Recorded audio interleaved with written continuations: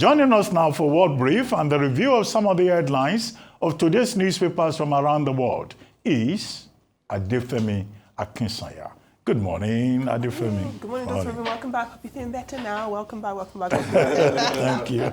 Good morning, Ayo. Good morning. Forward to your color today, but we didn't. Oh yes, we're not there. And you know, I was this close to picking blue. This close. Someone just told me to pick peace and went white. This close. This is it. Morning, Rufa. How are you doing? How's it going? All right, good. Thank you. Let me tell you what's happening around the world. Now we begin again with war. Israel's defense forces says it has started its assault to capture and occupy all of Gaza City. Now the military has already begun operations in Zaytun and Jabalia on the outskirts of Gaza. 60,000 reserve troops are being called up to the beginning of September to free up active duty personnel for this operation. Now it is believed that hundreds of thousands of Palestinians will be ordered to evacuate Gaza City and head downwards, southwards to shelters. Now a ceasefire between Israel and Hamas broke down last month.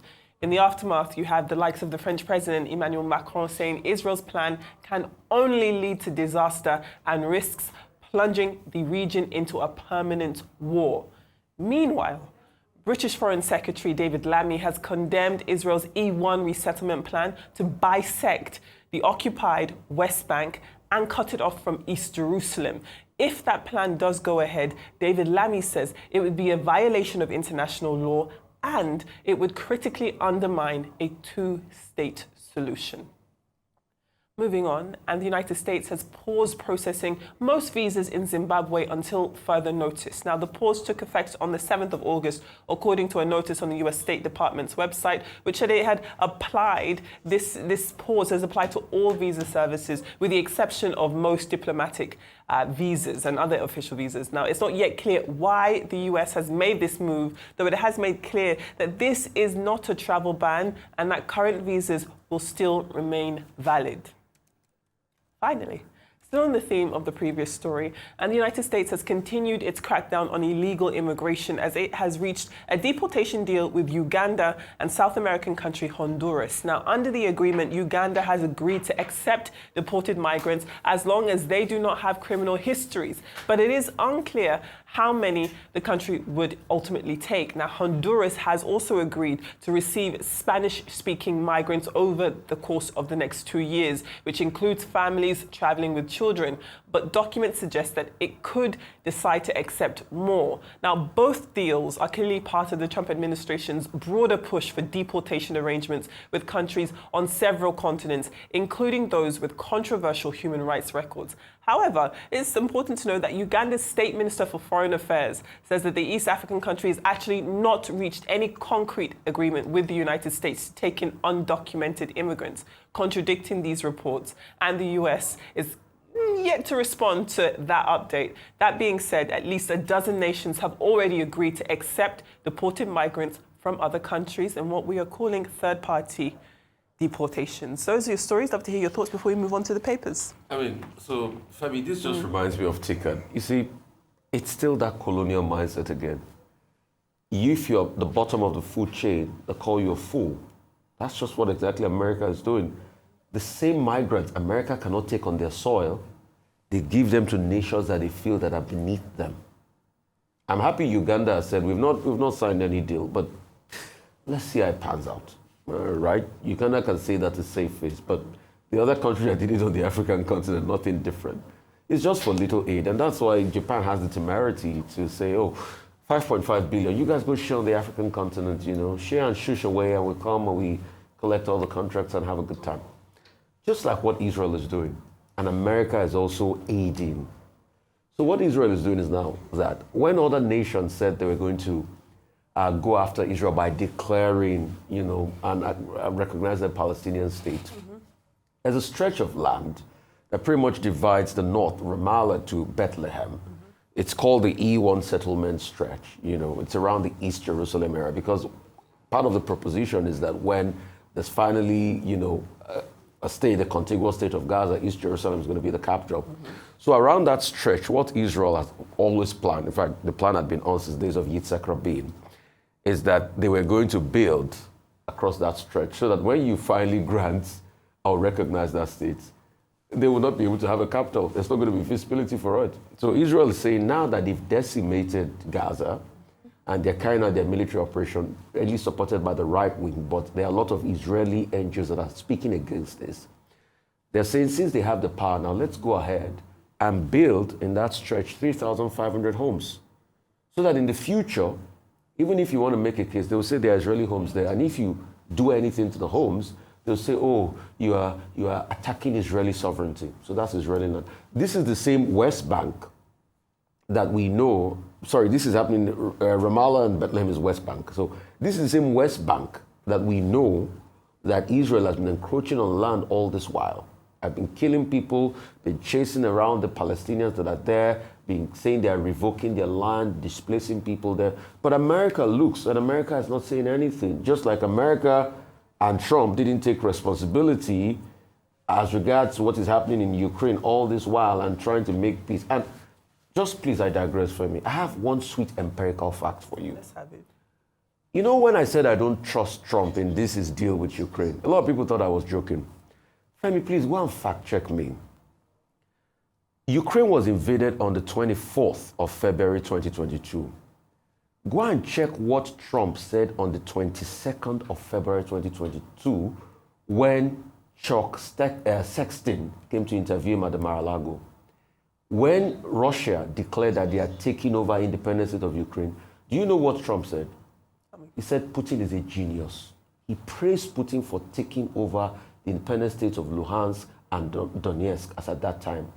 Is it that same Trump that calls Putin a genius, strategic genius, for taking over Luhansk and Donetsk, will give Ukraine a fair deal in this conversation? That's the question. Take your reply. Okay, so let me talk about the visas, because there is a crackdown, especially on the African continent, for US visas. Either they're pausing it, or they're asking for ridiculous amounts of money, or it's ridiculous. Ridiculous is relative.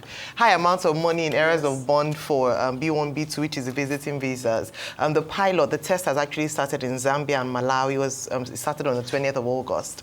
But going to Zimbabwe, they're saying that they're just trying to ensure that they're able to put things right, that people don't abuse the terms of their visas when given, and that people for now would not be able to apply for whether student visa, visit visas, except, like you mentioned, diplomatic visas. The challenge with this is that, as some people have already said, the timing is quite unfortunate.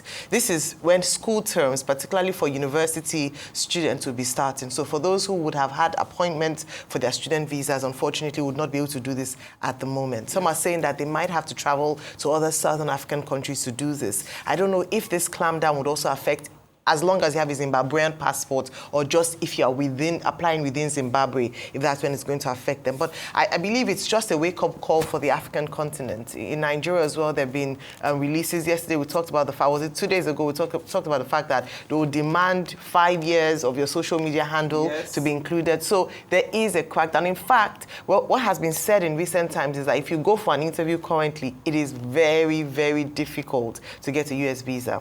So what I would then say is that if America is not willing to give visas currently, can they ensure that when people apply, they refund the money for the application? Well, that's the question. Because that has come up a number of times. If they are cracking down, then they should crack down on our monies too. If it's not successful, or for whatever reason, then they should not, because a lot of people spend quite a lot of money. Absolutely. And it's not always to jackpot, or people do have legitimate reasons to travel. Some people want to get their education, and some people want to get health care, in some regards. Some people want to visit family members, and they come back. So I think it's important to also highlight the fact that it's not everyone that wants to overstay, or not everyone wants to jackpot to the United States of America, but there's a crackdown there. Then, with regards to the deportation, on first seeing that story, my first concern was around human rights. And of course, the fact that the United States is signed to the United Nations Convention on Human Rights, and also on refugee rights as well, and asylum seekers, is the same thing as well. When we hear of undocumented migrants, people just think they're economic migrants most times, but some of them are fleeing, very terrible conditions in their home country. And America had so far provided a safe haven for them. Taking them, I think the concern in this regard, to countries where they themselves are human rights abusers, visas is quite a big question, because America is supposed to be a bastion of human rights, and unfortunately, under this administration, this hasn't quite happened. So in terms of that, this has come under a lot of criticism with regards to what is the fate of those who have come to America seeking refuge and now are sent to countries that are almost as bad as where they are coming from. That's the big question on a lot of people's lips. Okay, first, the United States is, deporting people to third country destinations because, in the view of Trump, those persons that are sent out of the United States, they pose a threat to the national security of the United States. And that's where the irony is. If they are not good enough to be in the United States, and their country does not want them, because what he says is that, look, these guys are so bad that even their home countries don't want them back. And then the United States began to look for third countries who could take them. That's the background. Now, secondly, in Africa, to talk about Africa, 3 countries in Africa have agreed to take deportees from the United States, namely Eswatini, formerly Switzerland, South Sudan, and most recently, Rwanda. So therefore, it's good news that it's good news that Uganda says their Foreign Affairs Minister Henry Onyem Okello said no, we don't even have the capacity, and we have never reached any agreement, as reported in the U.S. media, that we were going to take deportees from the United States, which then reminded me of our own Minister of Foreign Affairs, Yusuf Tuga, a few months back, saying exactly the same thing, that Nigeria has enough problems of its own. This cannot be a destination for deportees from the United States. And I think more African countries will probably go along that line, because the focus on African countries is a Victorian pretension, as articulated in Joseph Conrad's Heart of Darkness. In Joseph Conrad's Heart of Darkness, Africa is portrayed as a desolate place, as a place for criminals, for uncultured, uncivilized people. So Trump playing Victorian age politics, then says anybody that is not good in America, let's send them to the continent of darkness. And I think that African leaders must reject that labeling, which seems to have continued, even in whatever forms, even in economic relations. As for Zimbabwe, again, the background to this is that the Trump administration decided that people were abusing visas, and there's what they called overstay rates and misuse of visas that have been granted. And these countries were listed, and it was decided that there will be a restriction of access to US visas by these countries. Now, to speak specifically about Zimbabwe, Zimbabwe has an abuse rate of 10.7% as of 2023. And now the embassy in Harare says we need to address deep concerns with the Zimbabwean government. So it's a pause, it's not a complete ban. Yes. The same method had been adopted in Niger. Niger is also facing a pause, but diplomatic passports and official visas will still be applied. Yes. But this is just the background about abuse and overstay rates. Finally, as for Israel, what Israel has done is simply to continue to defy international criticism, is to continue to say that it is superior to the international system. So when I saw UN Secretary General Antonio Guterres saying that this will only lead to total destruction and all of that, and I said, this is the same thing that the United Nations says all the time. All the times that the question of the Gaza Strip has been considered, the US has always vetoed. Yes. So you have veto power. So the international community looks like it's helpless, other than to make statements. David Lammy says the West Bank, the takeover of the West Bank will amount to a violation of international law. Yes, because all countries within the United Nations General Assembly, they are opposed to Israeli occupation of the West Bank. And Israel has occupied it since the 1967 Six Days War. And it has refused to yield that territory. Now it wants to occupy the whole of Gaza, whatever is remaining of it. And it's been approved by the minister, security minister, and also by the cabinet. And they say this is groundwork. In the last 24 hours, 58 Palestinians were killed. More will be killed, in addition to the 6,112 that have been killed, and the over 1 million that have been displaced. And the world is watching helpless. And Trump is complicit in the matter. After all, he wrote on Truth Social to say that it is only when Gaza is completely destroyed and decimated that Hamas will release the hostages. Caroline Leavitt just quoted him yesterday, saying that, in fact, Israel is acting based on the prompting. The ceasefire deal, the new proposal of a 60-day ceasefire deal, brokered by Qatar and Egypt, Hamas has accepted it, yes, but Israel has refused to respond. So this is the complicated thing. Absolutely. America is the problem. Here we go. Well, thank you all, as always, for your wonderful submissions. Very, very strong words there. Let's move on to newspapers.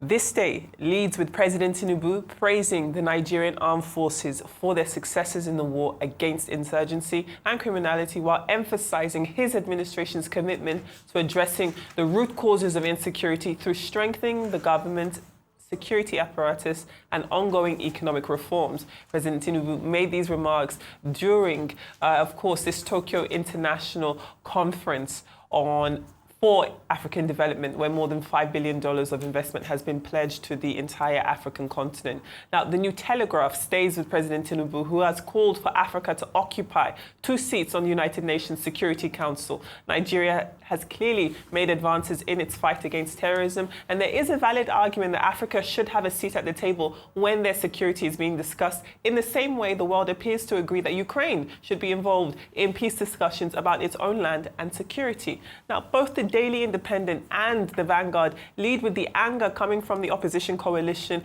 the African Democratic Congress, who say the proposed pay rises for political office holders should be scrapped. They call it an affront against struggling Nigerians. Now, there's more politics with The Punch, which leads with reports that this Wike-Makinde rift threatens this high-stake upcoming PDP convention.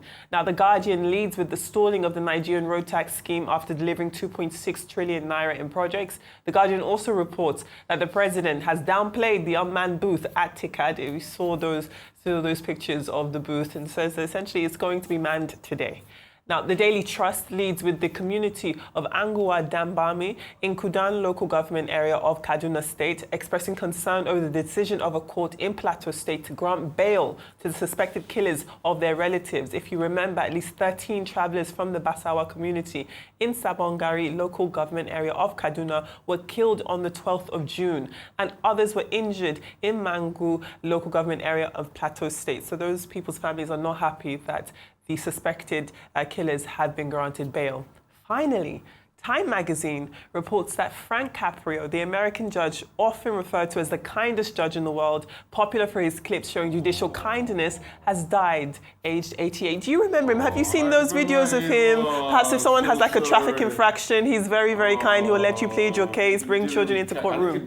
Cancer, yes. Oh, so sorry. So he has He's a good man. died. Yeah. One of the few good ones we have in the world, in this very filthy world we live in. Definitely, definitely. Very sad. I hear we're out of time, but just to say that it's interesting to see that former allies and G5 governors are now loggerheads, and they're saying that it's a showdown for November. It's going to be quite interesting leading up to the PDP convention. Okay, we have to go. I understand.